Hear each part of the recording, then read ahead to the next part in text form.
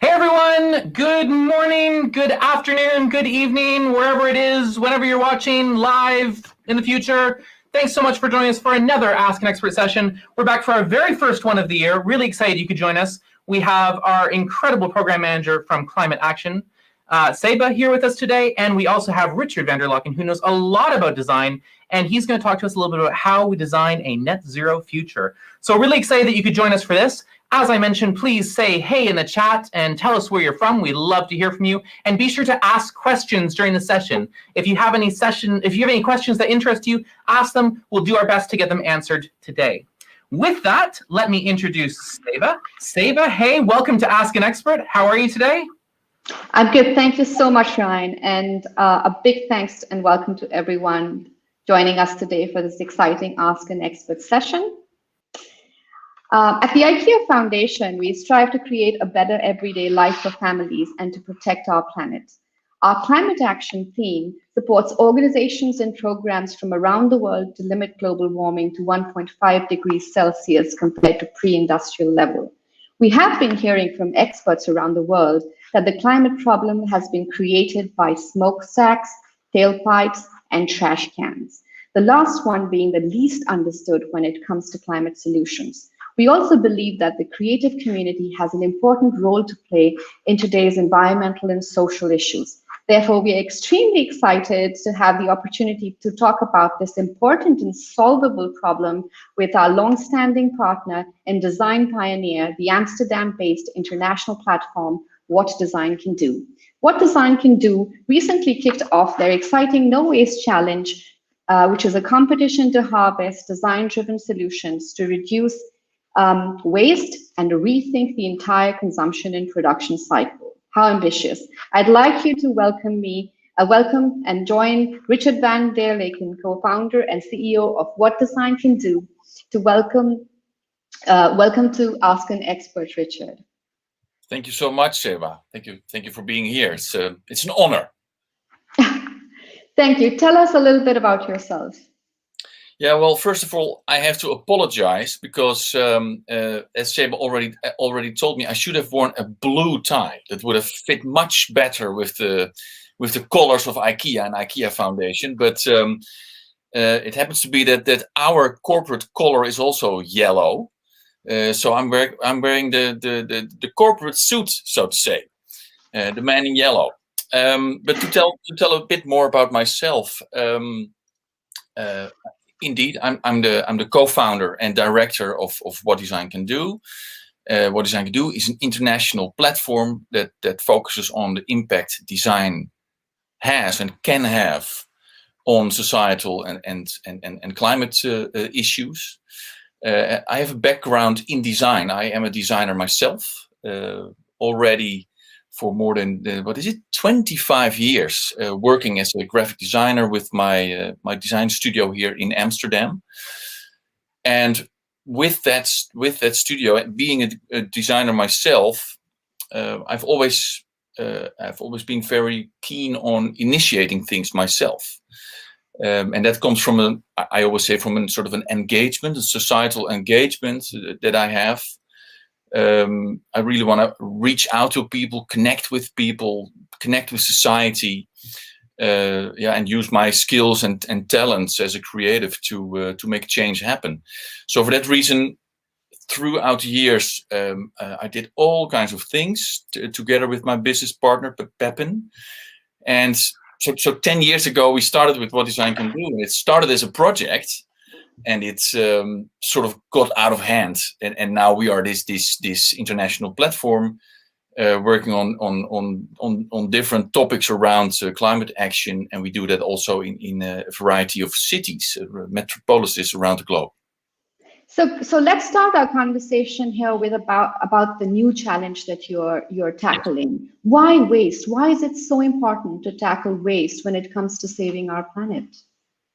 Yeah, well, for several reasons. First of all, and I probably don't have to explain you, it's a huge issue. There are already many companies and civil organizations working on this issue, but it's so big that I think we can never underestimate that. So we we absolutely need to work on this issue, and we also have to join forces with whoever we can think about. Secondly, it's also something that people understand. Sometimes when we talk about climate change or the climate crisis, which I think is very much better thing to talk about, it can also feel abstract, far away. What can I do as an individual about this issue that is threatening us? With waste, we immediately talk about something that people understand. So it's very close because it happens in your own house, it happens in your street, it happens in your city. It's very visual, and it's also something that you can immediately do something about. So it is something that people can relate to, and I think that's very important. And with that, it's also waste is also a very important issue when it comes to CO2, then also how we can reduce the CO2 output. And thirdly, I think it's also the ultimate design problem. So it's really something that is crucial in the area of design, because when we talk about waste, we also talk about circularity, and that is really a design-driven issue. And again, also looking at waste in general, there's textile waste, there's food waste, there is building waste, so that counts for architects, fashion designers, packaging design, for graphic designers, corporate design. So there are all kinds of facets in this waste issue that is so closely connected with design, that I think that we, as What Design Can Do, of course, we have to address this. And by the way, that's, I think, also a beautiful quote and an important part of how we look at things is from Bruce Mau. He's a designer from Canada and also an important creative thought leader. And he once said that design got us into this mess, and now design needs to get us out of it. And I completely agree with that quote. So essentially what you're saying is this waste is a bad design problem, and good design can show us the way of, reducing and managing, a waste in a way that also adds to climate solutions. So that's a great segue for our audiences, and please ask questions if you have to Richard. I will ask them for you. Richard, you understand design. Design is a solution. How do you design the challenge? What is this challenge about? Yeah, that's a good question, because when I go one step back with What Design Can Do, when we started, we were mainly focusing on inspiration. So we organized events, festivals, conferences, workshop programs, with the goal to bring people together and inspire them. And you could also say mobilize them and make them aware and make them acquainted with those big issues that we think design should step in. And at a certain moment, we also thought, okay, when you look at our name and What Design Can Do, then we also should really focus on what design can do. So for that reason, we developed a new program that focuses on activations. Okay, how can we really help designers and creatives to do something? And for that reason, we started with the challenge program. So the challenge program picks up issues that are difficult, wicked, very often do not have a specific owner, like climate action or refugees, or you name it. It's very difficult to say, okay, you are responsible for that, because we all are. And from that perspective, we, as an organization, do research. So in this case, for example, focusing on waste issues. What we do is that we start with research, design research, as we call it. So we do that with a dedicated partner here in the Netherlands, but also in the cities that we work. So in Mexico City, Sao Paulo, Nairobi, Delhi, and Tokyo, because those are the cities that we work at this moment. So what we do is problem definition. So okay, what is exactly the case and where can design make a difference? When we validated that with our partners and with experts, we publish that, and then we have an open call. So what we do is that we ask designers, creative professionals, startups, innovators, crazy people who want to make a difference, to come up with proposals, or even stronger, if you are already working on something. So if you have, for example, a startup, please join us and bring in your project. And when we select that, you get money so that you can develop your project. And even more important, we also offer you a development program, or an accelerator, as people call it. And in this accelerator program, we offer these teams all kinds of things so that they can make their project better. So, for example, prototyping, which is of course extremely important when you think about design-driven solutions. But also, for example, how do you develop your business? So develop a business plan, think about all kinds of entrepreneurial issues. You will be guided by experts, by professionals, so that at the end of this 6-month program, you are much more skilled and geared up to make a difference with your project. So that's in short what we offer. And in the past few years, this is of course a program that we have developed. And we are a learning organization, so there are always new issues and new problems to be solved. But I dare to say that now it's a pretty advanced program, and also it's also something that we get out of our impact research program. That it's also really valuable for the people that go through our program. They are much more better skilled to bring their initiative to the next stage. So that makes us very happy, because that's at the end of the road what we want. If we think that's really my vision and my mission. It's so important to bring creativity and design into the equation. We cannot do it alone. We have to work together, but you need this thing called creativity to tackle the issues of our time. So for that reason, we also think it's very important that we are empowering creatives and especially creative entrepreneurs to be part of this movement. This is a very valuable opportunity. And we have a question now coming in from Michelle Bowman. And she asks, what is the definition of waste and when does it become waste? I think as you design the challenge, it would be interesting for you to respond is, when do you see, how do you define waste when you look at a challenge or a design issue? Again, a very good question.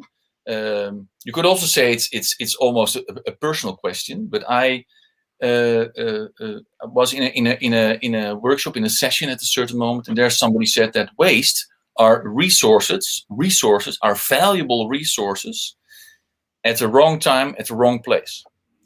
And I think that's indeed how we should look at waste. You could almost say that there is no waste. It's only how we look at things. So again, resources at the wrong time, at the wrong place. And with our challenge, we of course want to change that point of view.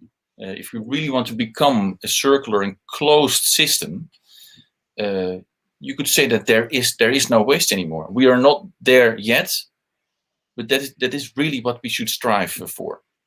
Yeah, and there's also a comment from LinkedIn where somebody's saying, like you said earlier, waste is a problem that all of us can understand. Yeah. And you are trying to bring in creatives and designers to look at the issue from a design perspective. Is it a solutions-oriented program, or is it a problem to help people see the problem in a different way? Well, I think it's both. Of course, for us, it's really important that, for example, our program at large, so not only the challenge program, but in all the things that we do, that we are making people more aware of the power of creativity. So what we also want to achieve at the end of the road is that decision makers are more aware of the power of creativity and design, so that they also implement it in the things that they do, so that they involve designers and creative professionals in a much earlier stage in the developments in their organization or their company. It's also for us very important that we create a movement.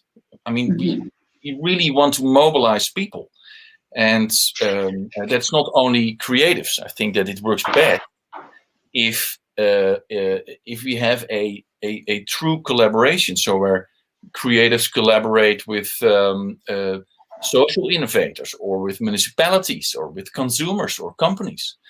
So that's of course also something that we really want to achieve. On the other hand, it's so important that our challenge program also gives solutions, because that is again something that people understand, and it's something that people can relate to. Sometimes when you talk about a movement and mobilizing people, can also sometimes sound a bit abstract. So for us, it's also really important. That's also why we offer this in-depth accelerator program, is that we really want to come up with solutions. Absolutely. So we have another question from Zhu Wu Park, and it is, what would be a comparative advantage to work with IKEA in the acceleration support wish list, and what kind of support is available? Sorry, Let me see. Yeah. Be a comparative advantage to work with IKEA in the accelerator. Well, whilst, okay. Yeah, I think that what is very valuable, of course, there's IKEA and the company and IKEA Foundation. We collaborate on many levels. Of course, IKEA Foundation supports us, but also what is extremely valuable is, of course, the knowledge that IKEA Foundation brings in. And when we focus on an issue like waste, you also talk about the role of consumers, the role of citizens, the role of companies, and IKEA, of course, the mother company has a great experience in how to deal with resources and how you make things circular, or how you make it more sustainable. Supply chains, all kinds of levels that I think for our program, and also for the people that enter our program, is super valuable. So we are always very keen on bringing that knowledge into our program. Great. I hope this is an answer to the question. Yes, I think so. I think the question was from the foundation's point of view. Of course, we can say that this is extremely important to us. It's a critical strategy to tackling the climate issue. And you talk about a global program from Delhi to Tokyo. Does waste look different in these different types of cities, different settings? Yes. Well, also here to do one step back, we say as What Design Can Do, that with the power of design, we want to address societal and climate issues. And again, these issues are huge, and so that also counts. For example, when you have our first challenge that we collaborated with IKEA Foundation, focused on the refugee crisis, and also there, I think that many people, individuals, citizens, ask themselves, my goodness, what can I do as an individual? I feel so powerless. And that, of course, also counts for designers. What can I, as an individual designer, do? How can I make a difference? That's impossible. So for that is a very important reason that we started What Design Can Do, and also started this challenge program. For me and for our team as an organization, it is very important that we are a safe space where people can come up with proposals and solutions, and startups can come to us, and we will offer them a place where they can, in collaboration with a lot of other people, work on those issues. And I think that already is very important, that you don't feel alone, that you don't feel powerless, but that you feel empowered by the idea that you're working with a lot of other designers and creatives on these issues, and that it can make a difference.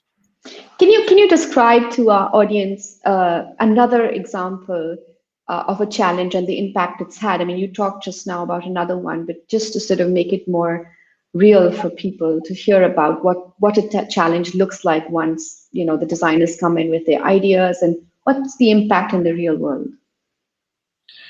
What do you mean when they get out of the challenge program? Yes, so maybe describe another challenge to them that you've already been through, and what any highlights from that one. Sure. Now, I think I'm always super proud of a project that came out of our first challenge, the Refugee Challenge. That's an organization called Makers Unite.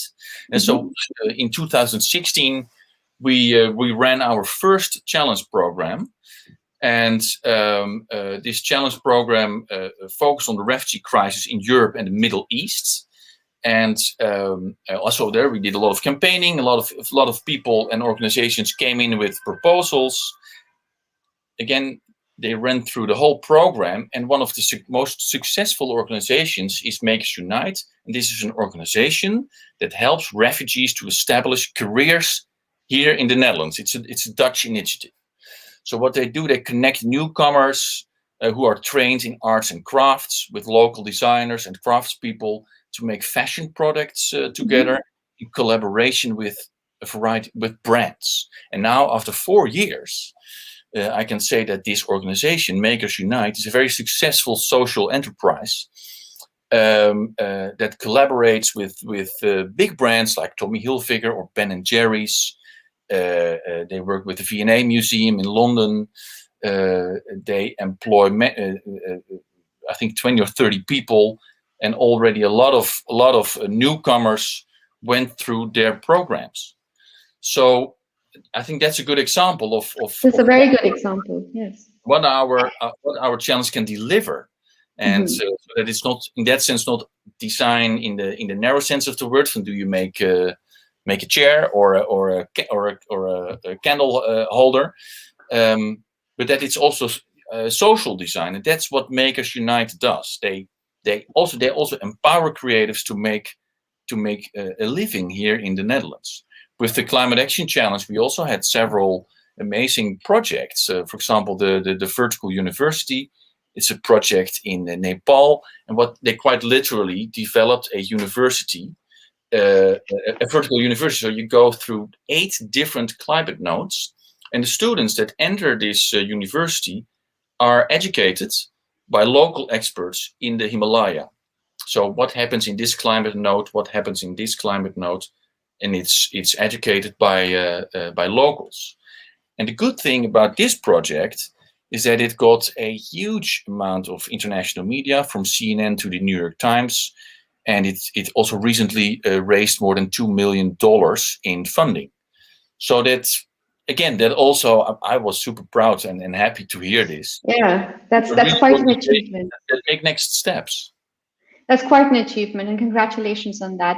I think maybe a follow-up question then is, what do you expect what are the quickest wins you think that you can achieve from the No Waste Challenge? Well, the quickest wins are, with the challenge, we focus on 3 types of entries: the startups, creative professionals, and students. And the quickest wins will probably come from startups, because they are, I said, they already achieved some things. They are further in their development. I think that there will be the biggest chance for making things happen. And so that will probably be the focus for us. Okay, what are these startups deliver? I think also when you talk about quick wins, we have several focus points like plastic waste. It's a collaboration. We also, for example, have with WWF.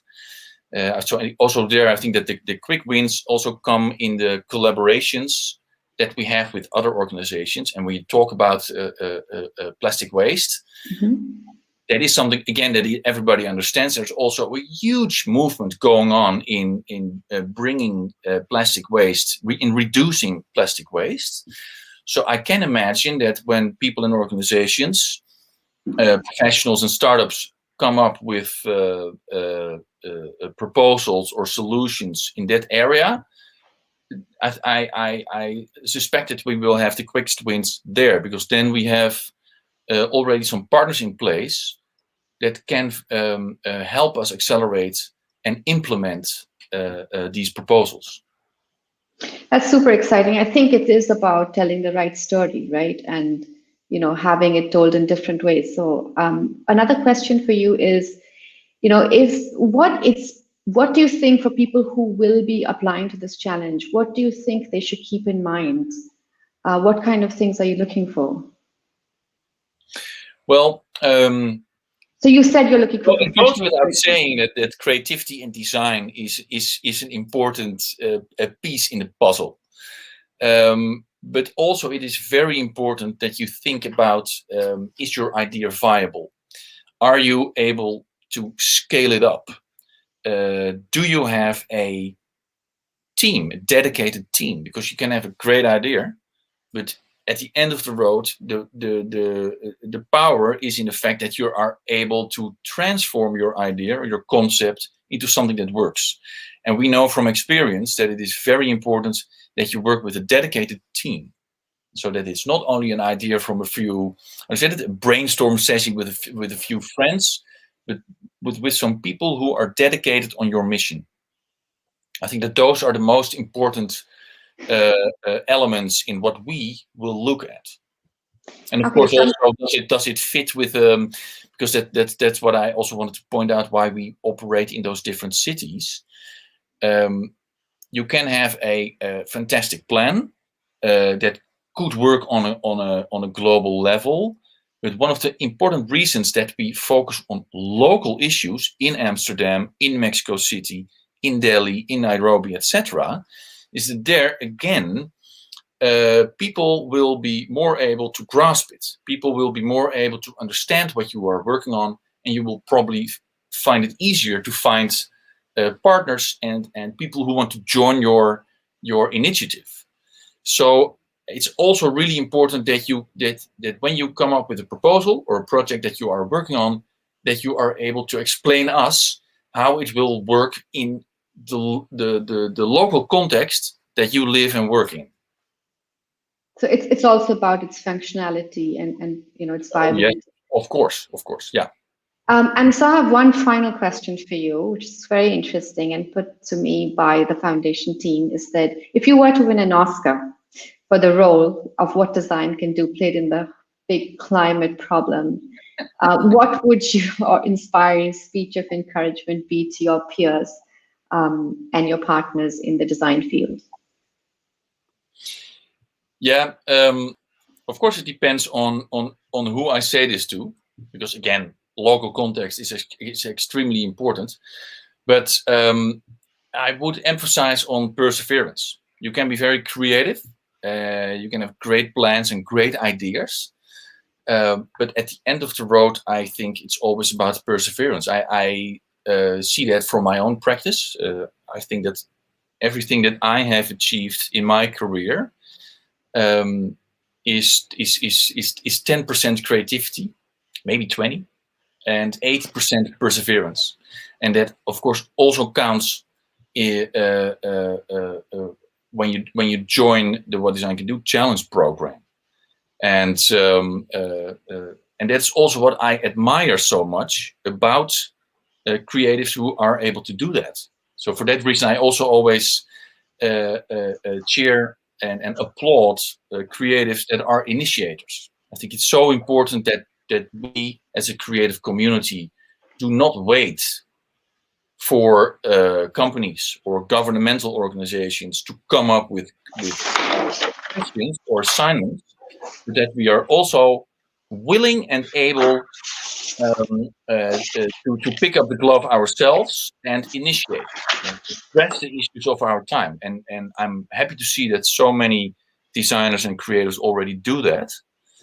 And I hope that when I get that Oscar, I can say to the audience that many people who went through our What Design Can Do program are able to do that. They are able to initiate and make a difference with the power of design. Thank you so much, Richard. This has been such an interesting discussion, and waste is such a huge problem for our society today. And I'm really excited for the possibility that design can help us shape and change the problem and look at the solutions in a different way. There's obviously a lot of our audiences that are asking us to contact and for future collaboration in places where you're not there yet. So I think this is a good time for you. And thanks for your time. And it's thank you, and back to Ryan. And I really enjoyed the conversation. Back to you, Ryan. Thank you so much, Seva. Yeah, thanks to you both. I'm always so inspired whenever we hear from What Design Can Do, Richard. And I know, even back when I was working for IKEA, the retail business, it was super inspiring to hear the work that you're doing and see what's going on. So all I can really say to people is I really encourage you now to check out the website, Richard, whatdesigncando.org, right? And let's see what kind of applications we can get. Let's see what we can do, because there is, as we say in this challenge, no time to waste. So I think really important. Please spend some time, think about it, tell your friends, tell your family, share it with the world. We're super excited to see what can happen here. Design is such a critical thing for us to look at. And as Richard said, design is what got us here.